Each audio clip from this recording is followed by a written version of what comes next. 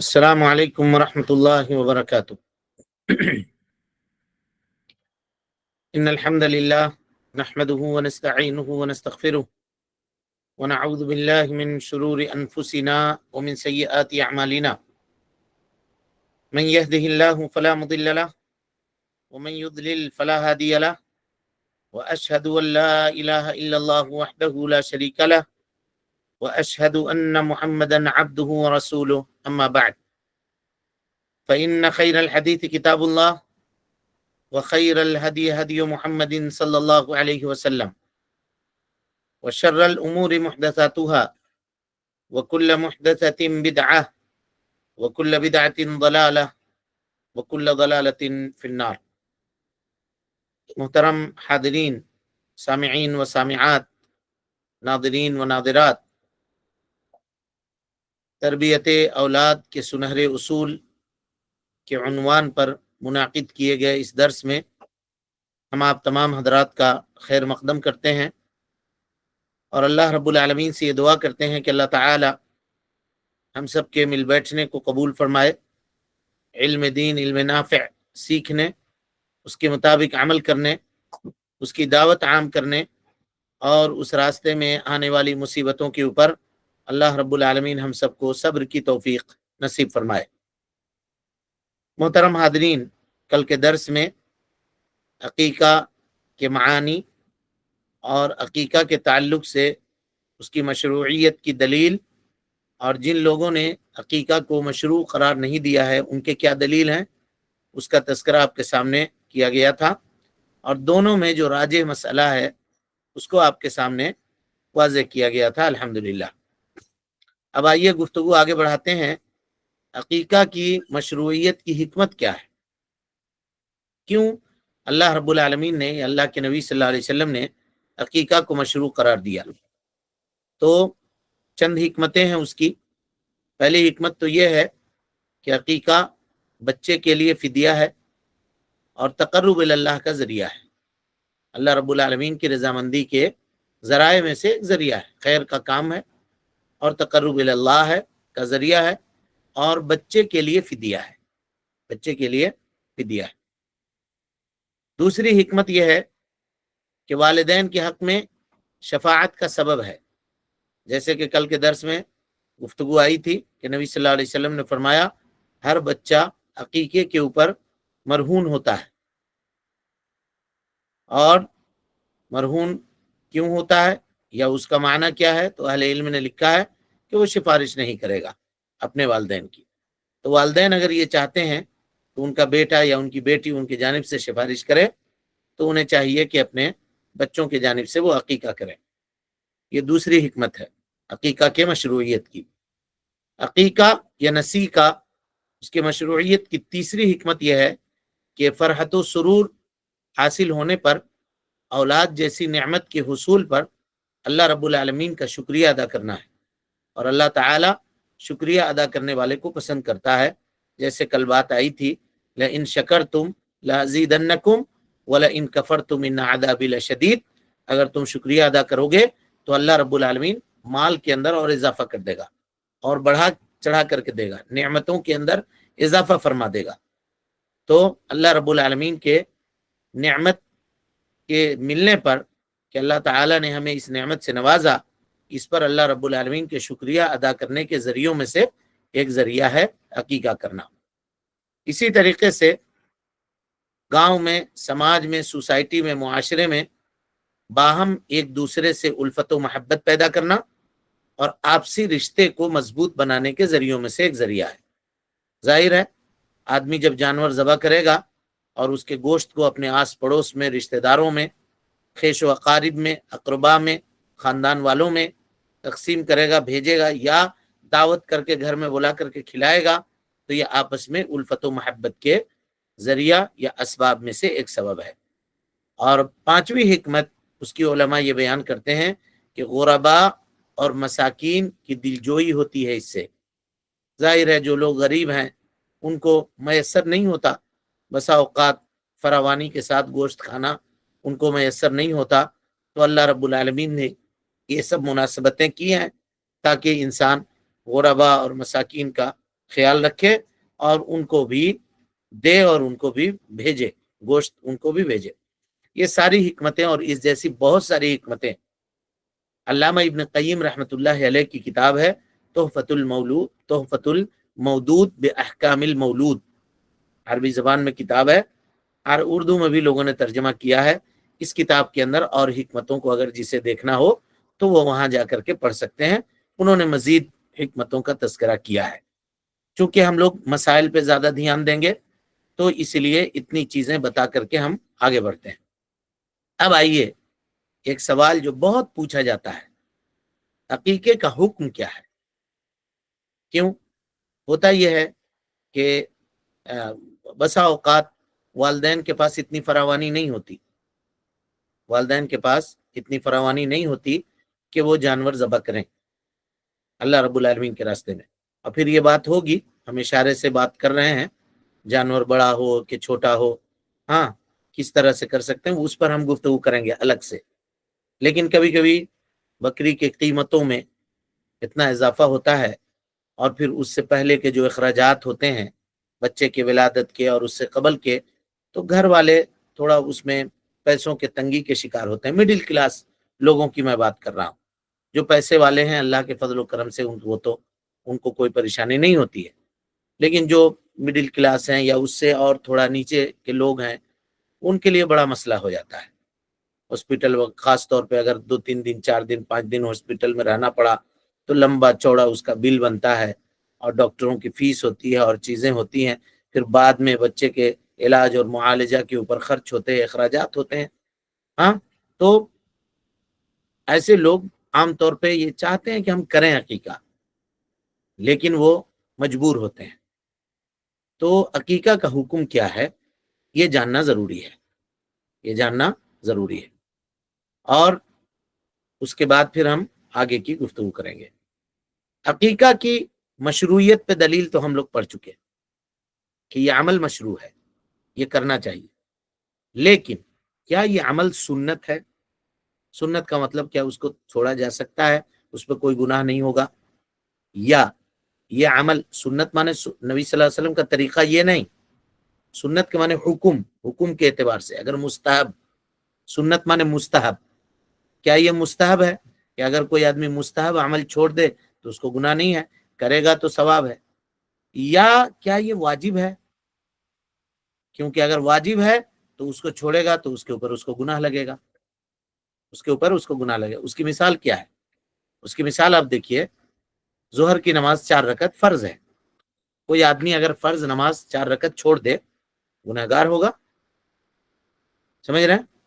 لیکن اگر سنت نہ پڑھے تو گناہ اس کو نہیں ملے گا، تاہم جان بوجھ کر کے سنتوں کو چھوڑنے والا یہ اچھا آدمی نہیں ہے، اچھا آدمی نہیں ہے۔ بہرحال ہم یہ سمجھانے کے لیے آپ کو ایک مثال سے آپ کے سامنے ہم نے رکھا ہے۔ تو کچھ لوگ کہتے ہیں کہ عقیقہ یہ سنت ہے اور کچھ لوگ کہتے ہیں کہ واجب ہے، کچھ لوگ کہتے ہیں کہ واجب ہے۔ اکثر صحابہ، تابعین اور اکثر فقہائے اسلام کے نزدیک عقیقہ جو ہے سنت ہے۔ عقیقہ کیا ہے؟ سنت ہے، یہ کرنا سنت ہے، اور یہ سنت شبہ واجب ہے۔ غور کیجئے گا، یعنی ایسے ہی سنت نہیں ہے بلکہ تاکیدی سنت ہے، واجب سے قریبی سنت ہے، یہ کہتے ہیں۔ یعنی اس کا ترک کرنا اہل علم کے نزدیک اور خاص طور پہ امام احمد ابن حنبل رحمت اللہ علیہ کے نزدیک مکروہ ہے، چھوڑنا نہیں چاہیے۔ وہ بھی کہتے ہیں کہ عقیقہ سنت ہے، لیکن ایسی سنت ہے جو وجوب سے قریب ہے، شبہ واجب ہے، واجب کے طرح سے ہے، چھوڑنا مکروہ ہے۔ اور کل قول ہم لوگ پڑھ چکے ہیں کہ امام احمد ابن حنبل کہا کرتے تھے کہ اگر کسی گارجین کے پاس عقیقہ کرنے کا پیسہ نہیں ہے تو اسے چاہیے کہ قرض لے کر کے عقیقہ کرے اور اس سنت کو وہ زندہ کرے، نبی صلی اللہ علیہ وسلم کی اس سنت کو زندہ کرے۔ امام مالک رحمت اللہ علیہ کی اصطلاح میں اسے سنت واجبہ کہا گیا ہے، سنت واجبہ کہا گیا ہے، یعنی جیسے سنت مؤکدہ ہے تو اسی طرح سے امام مالک کی یہ اصطلاح ہے سنت واجبہ، اور اس کو سمجھنے کے لیے اصول فقہ پڑھنا پڑے گا، تب جا کر کے یہ باتیں کلیئر ہوں گی اور زیادہ بہتر طریقے سے آپ سمجھ سکتے ہیں۔ بہرحال تب بھی ہم جب راجع کریں گے تو مسئلے کے قریب آپ کو کر دیں گے. کہا کہ امام مالک رحمۃ اللہ علیہ کہتے ہیں کہ یہ سنت واجبہ ہے، یعنی ایسا مستحب عمل ہے جس کا تاکیدی طور پہ حکم دیا گیا ہے اور اس کا چھوڑنا مکروہ ہے، چھوڑنا مکروہ ہے. یہ پہلا قول ہوا. دوسرا قول ہے حضرت حسن بصری، لیث ابن سعد اور ظاہریہ، یہ کہتے ہیں کہ عقیقہ واجب ہے، اور اگر کوئی آدمی اس کو چھوڑتا ہے تو وہ آدمی گنہگار ہے. عقیقہ چھوڑنے والا آدمی کیا ہے؟ گنہگار ہے. اب آئیے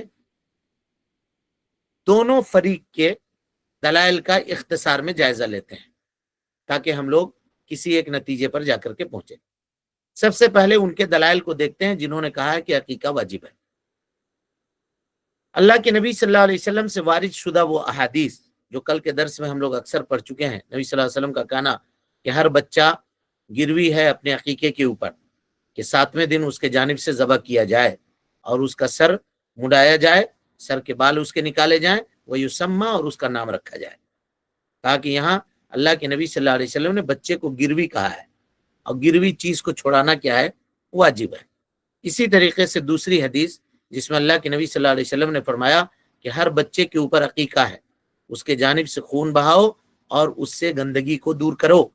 یہاں دیکھیے فَأَحْرِقُوا، وجوب کا امر کا صیغہ ہے، اور امر مطلق وجوب کے اوپر دلالت کرتا ہے. تو وہ لوگ جو کہہ رہے ہیں کہ عقیقہ واجب ہے، ان کی دلیل یہ ہے. اسی طرح سے تیسری دلیل وہ یہ دیتے ہیں، عقّ رسول اللہ صلی اللہ علیہ وسلم، اللہ کے نبی صلی اللہ علیہ وسلم نے عقیقہ کیا عن الحسن والحسین، حضرت حسن اور حضرت حسین رضی اللہ تعالی عنہما کے جانب سے، کبشن ایک ایک مینڈھا، دونوں کے جانب سے ایک ایک مینڈھا ہے نا، نبی صلی اللہ علیہ وسلم نے ذبح کیا. وجہ دلالت کیا ہے؟ ان احادیث کو بیان کر کے کیسے استدلال کر رہے ہیں تو اس کو غور سے سنیے. کہتے ہیں رسول اللہ صلی اللہ علیہ وسلم نے عقیقہ کے بغیر بچے کو گروی بتلایا ہے اور اس کی جانب سے خون بہانے کا حکم دیا ہے. اور خون بہانے کا جہاں حکم دیا ہے وہ امر کا صیغہ ہے، اور امر کا صیغہ وجوب کے اوپر دلالت کرتا ہے، الا یہ کہ اس کو وجوب سے پھیرنے والی کوئی چیز، مضبوط چیز آ جائے. اور یہاں پر واجب کو مندوب کی طرف اور مستحب کی طرف پھیرنے کے لیے کوئی ایسی چیز ہم نہیں پاتے ہیں. لہذا آپ صلی اللہ علیہ وسلم کا فعل مبارک کہ آپ نے اپنے نواسوں کی جانب سے عقیقہ کیا ہے، اس کے واجب ہونے کے اوپر دلالت کرتا ہے. امید کہ آپ کو اس فریق کے دلائل سمجھ میں آ گئے ہوں گے. واضح ہیں دلائل. جو لوگ کہہ رہے ہیں کہ عقیقہ واجب ہے، ان کے دلائل ہم نے آپ کے سامنے رکھے، یہ واجب ہے. چلیے جمہور، اب آپ بتائیے، آپ کہہ رہے ہیں کہ سنت ہے یا کہہ رہے ہیں کہ سنت لیکن شبہ واجب ہے، تو آپ کی کیا دلیل ہے؟ تو کہتے ہیں پہلی دلیل اللہ کے نبی صلی اللہ علیہ وسلم کا یہ کہنا، انا لا احب العقوق، میں عقیقے کو ناپسند کرتا ہوں. اور اسی طریقے سے حدیث میں ہے من احب، تم میں کا کوئی آدمی اگر عقیقہ کرنا چاہے تو وہ بیٹا کے جانب سے 2 بکری اور بیٹی کی جانب سے 1 بکری ذبح کرے. کل یہ حدیث ہم لوگ پڑھ چکے ہیں. کہ اس میں اللہ کے نبی صلی اللہ علیہ وسلم نے عقیقہ یا نسیکہ کو فاعل کے اختیار کے اوپر چھوڑا. تم میں کا کوئی آدمی اگر کرنا چاہے عقیقہ تو بیٹا کی طرف سے 2 بکری، بیٹی کی طرف سے 1 بکری. تو کہا کہ اگر واجب ہوتا تو اختیار کیوں دیتے؟ کیا نماز کے لیے ایسا اختیار ملا ہے کیا؟ تم میں کا کوئی آدمی ظہر پڑھنا چاہے تو پڑھے، تم میں کا کوئی آدمی روزہ رکھنا چاہے تو رکھے. وجوب میں کرنے والے کو اختیار نہیں ہوتا. تو جمہور کہہ رہے ہیں کہ یہ ہماری دلیل ہے کہ اللہ کے نبی جناب محمد رسول اللہ صلی اللہ علیہ وسلم نے کہا کہ تم میں کا جو آدمی کرنا چاہے وہ کرے، وہ کرے. سمجھ رہے ہیں؟ اور اسی طرح کی ایک آپ پڑھ چکے ہیں اس سے پہلے، کب؟ نکاح کے حکم میں. وہاں بھی جو لوگ نکاح کو سنت کہتے ہیں وہ کیا کہتے ہیں؟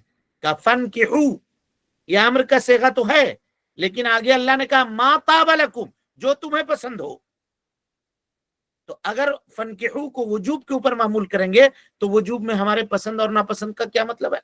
اللہ نے واجب کر دیا، ہم کو کرنا ہی کرنا ہے، چاہے پسند اور ناپسند وہاں دیا جاتا ہے جہاں پہ معاملہ واجب نہیں ہو.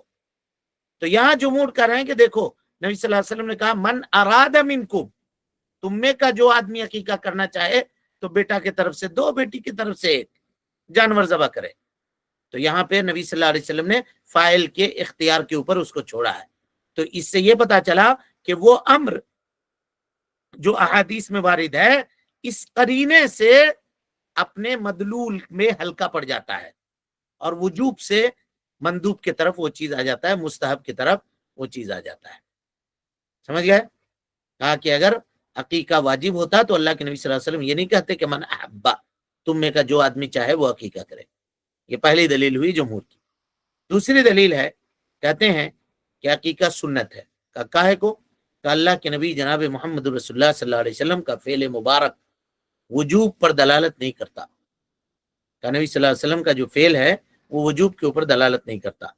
और आगे कहते हैं कि हजरत अनस से सहल इब्न साद रदी अल्लाह अन्हुमा से मरवी है कि नबी सल्लल्लाहु अलैहि वसल्लम की खिदमत में बाज बच्चे विलादत के बाद लाए गए।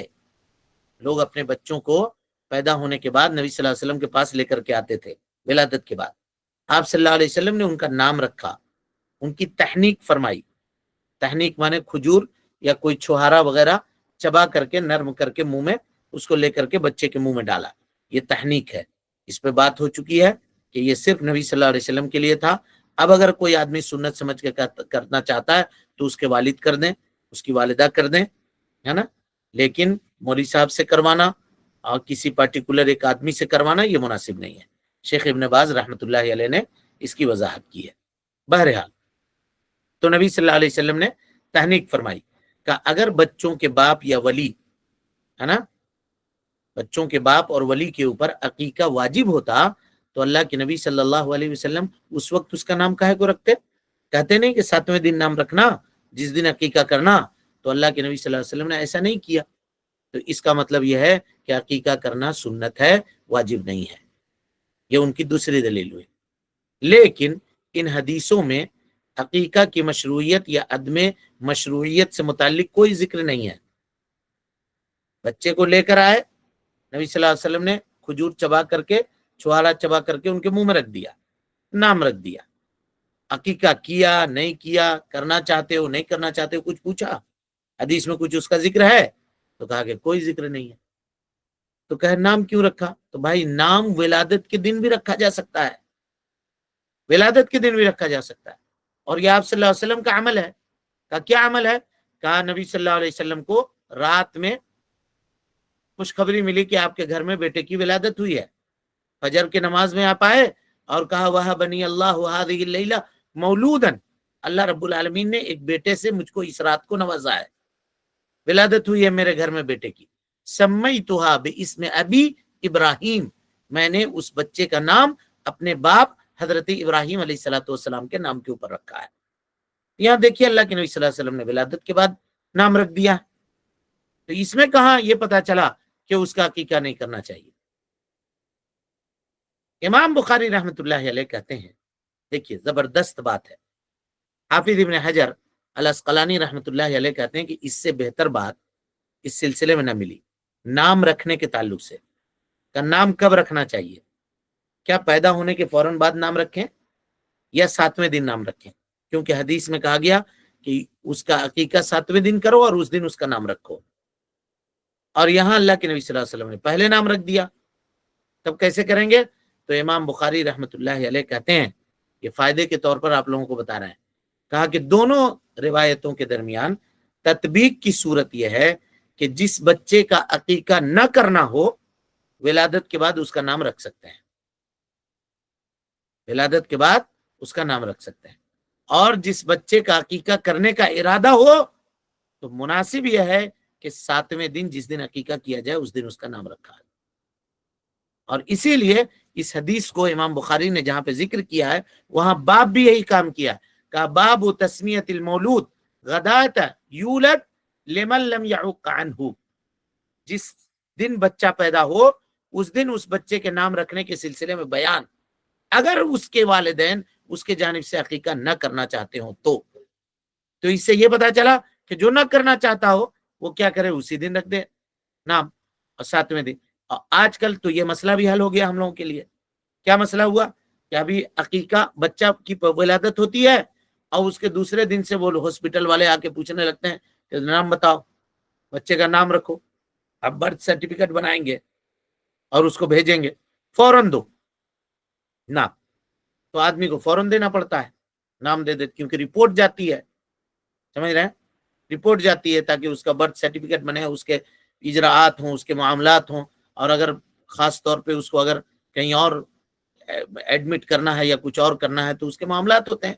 बहरहाल बहुत सारी चीजें हैं।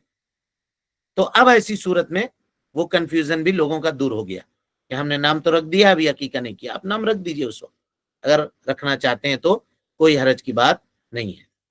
अब आइए, जमहूर ने तीसरी दलील दी है, अकली दलील। कहते हैं कि अकीका सुन्नत है। क्यों?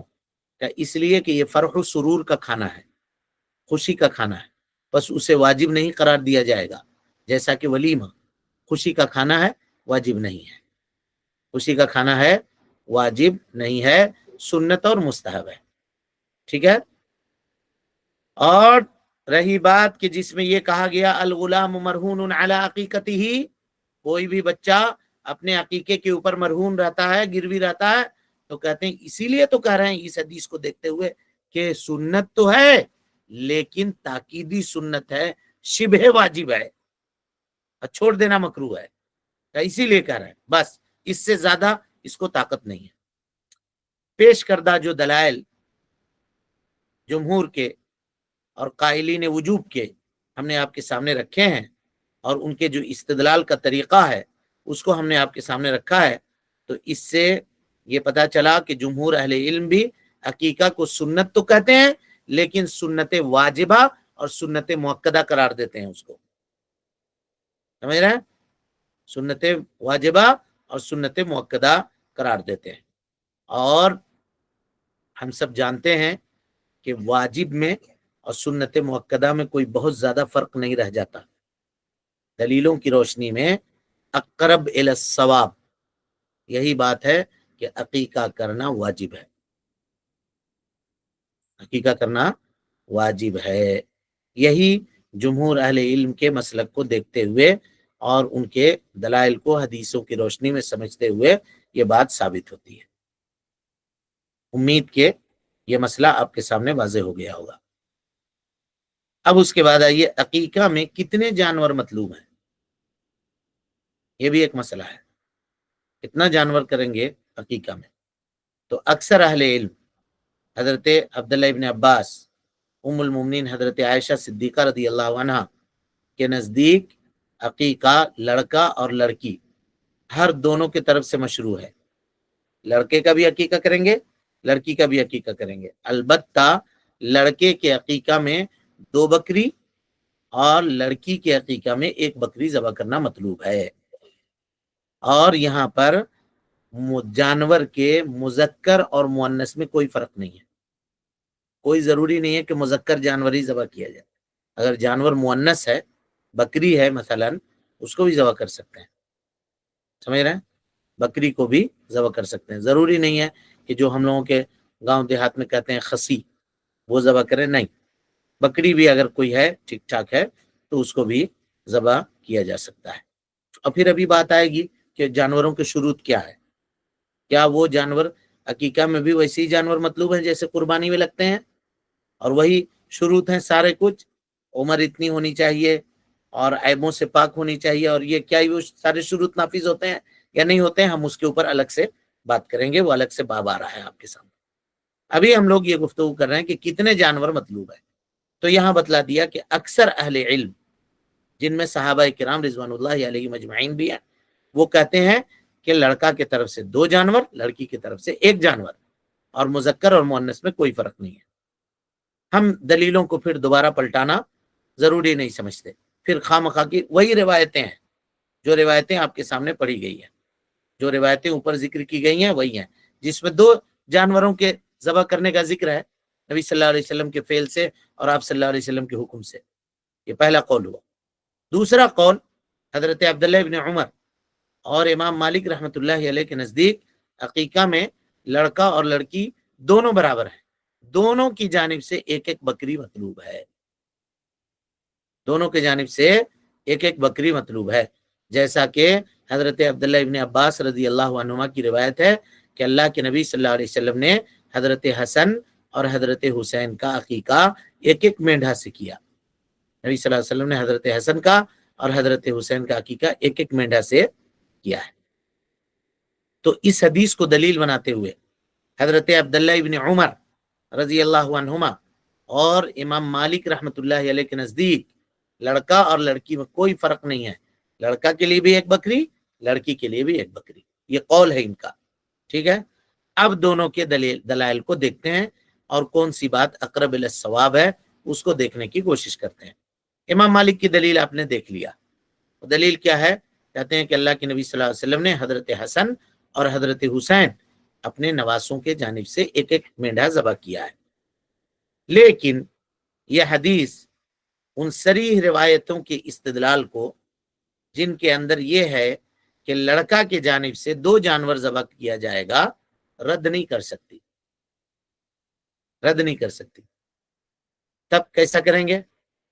علماء کہتے ہیں کہ زیادہ سے زیادہ ابن عباس رضی اللہ عنہما کے قول کو جواز کے اوپر محمول کر لیا جائے، جائز ہے، اور 2 جانوروں والی روایت کو استحباب اور افضلیت کے اوپر محمول کیا جائے، یعنی یہ کہا جائے کہ وہ، کیونکہ دونوں روایت صحیح ہے، دونوں روایت صحیح ہے۔